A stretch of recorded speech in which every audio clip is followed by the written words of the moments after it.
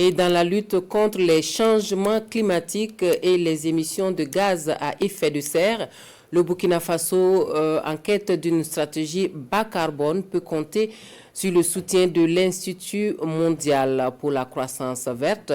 La stratégie qui sous-entend une utilisation rationnelle des ressources naturelles et moins intensive en carbone. Plusieurs scénarios sont examinés par des experts réunis à Ouagadougou. Nous en savons davantage avec Gérard Sommet et Amadou Marcel To.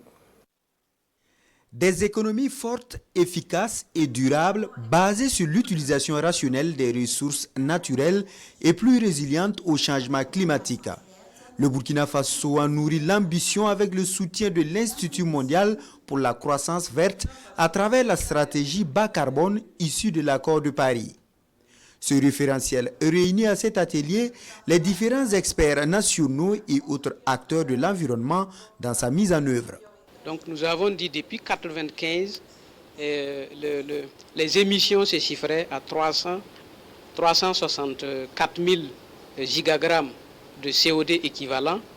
Mais si on prend 2015, nous sommes pratiquement à 66 000 gigagrammes d'émissions.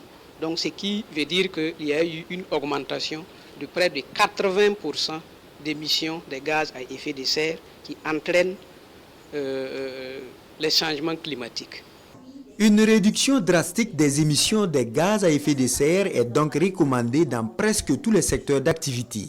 Et c'est ce à quoi s'attellent les participants à cette rencontre.